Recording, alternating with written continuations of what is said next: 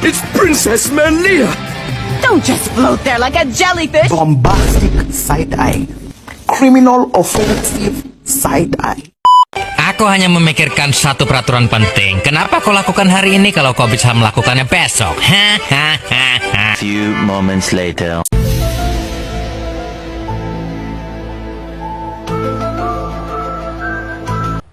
Hai teman-teman, Assalamualaikum warahmatullahi wabarakatuh.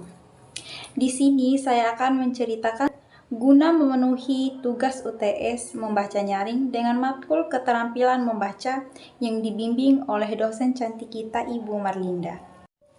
Banyak orang mengatakan kata pepatah ini ya guys, tak kenal maka tak sayang. Jadi kita kenalan dulu gak sih? Tapi nih ya, masa kenalannya gitu-gitu aja sih? Kita buat beda aja kali ya.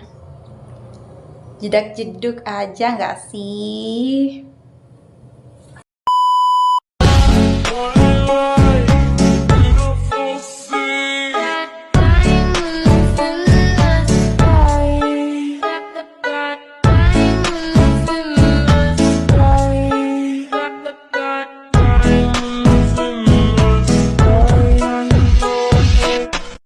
Nah, udah kenalan kan? Pasti udah sayang dong. Kalau gitu, yuk langsung ke ceritanya.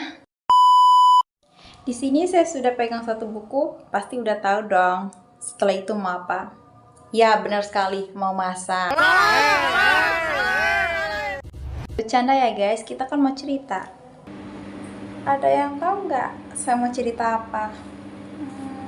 Kira-kira apa ya?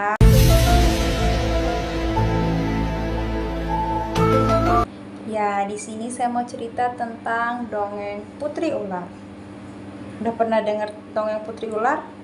Kalau belum tahu, yuk sini, simak ceritanya. Putri Ular.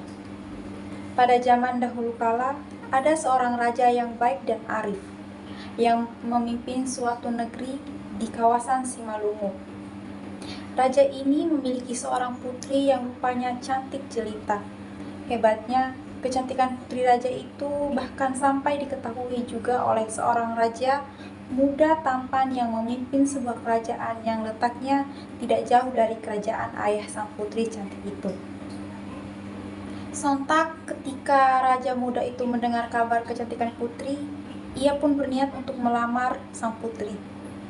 Lalu pada keesokan harinya, rombongan utusan raja muda tampan itu datang ke wilayah kerajaan di mana tempat tinggal sang putri tersebut. Sesampainya di sana, rombongan itu segera menyampaikan pinangan dari rajanya tersebut.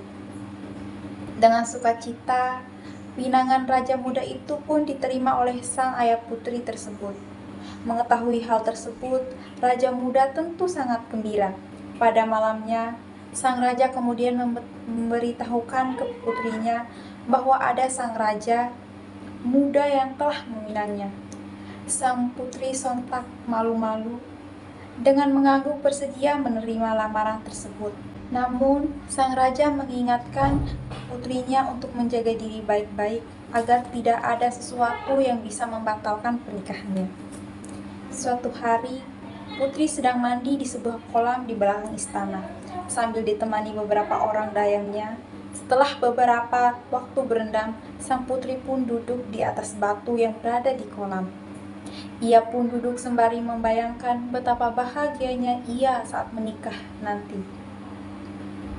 Ketika sang putri asik menghayal, tiba-tiba ada angin yang bertiup kencang. Malangnya, ada sebuah ranting pohon berujung tajam mendadak jatuh tepat mengenai hidung dan melukai sang putri. Seketika, sang putri pun panik. Ia langsung membayangkan pernikahannya dengan raja muda itu akan gagal. Pikiran itu pun terus terbayang di kepalanya hingga ia menjadi putus asa. Sambil bersedih, ia pun berdoa untuk meminta dihukum atas perbuatannya tersebut. Lalu, tidak lama kemudian ada petir yang menyambar-nyambar di sekitarnya. Petir itu pun seketika menyambar kaki sang putri. Anehnya, sambaran itu membuat kaki sang putri mengeluarkan sisik. Lama-kelamaan, sisik tersebut semakin merambat ke atas. Melihat kejadian tersebut, dayang-dayang pun terkejut.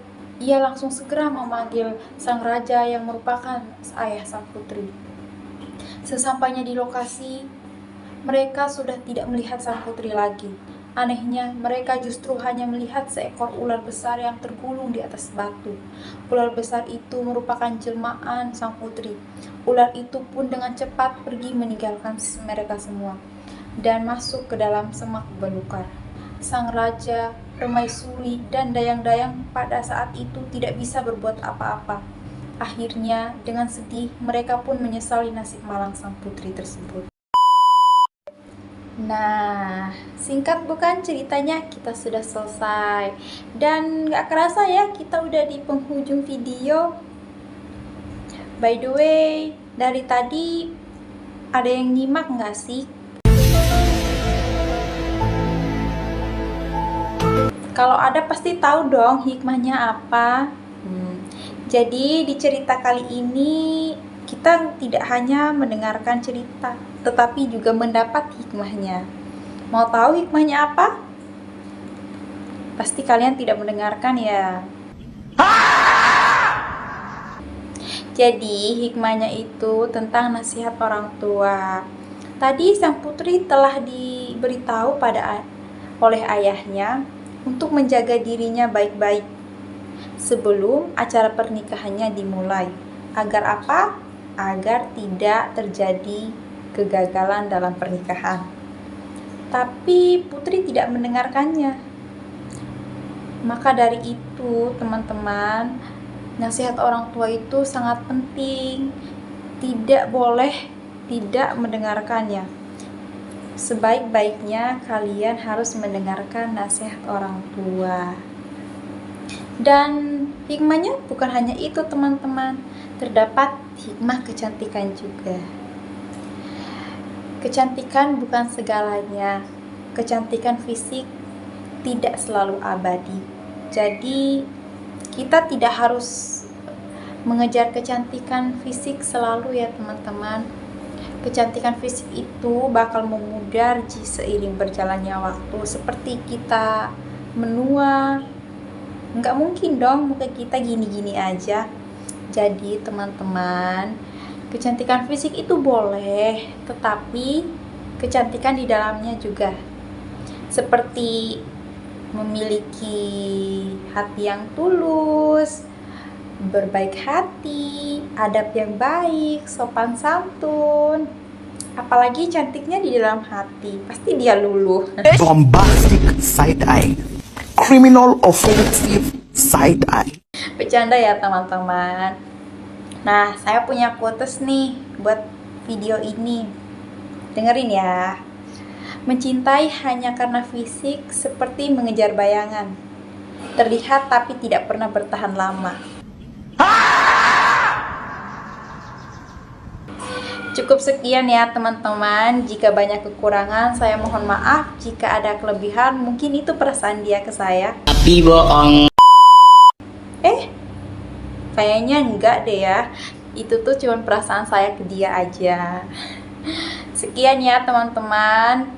Di akhir video ini tidak ada yang namanya jedak-jeduk seperti di awal video tadi. Jadi kita langsung saja penutup. Singkat saja, wassalamualaikum warahmatullahi wabarakatuh. Dan teman-teman, see you.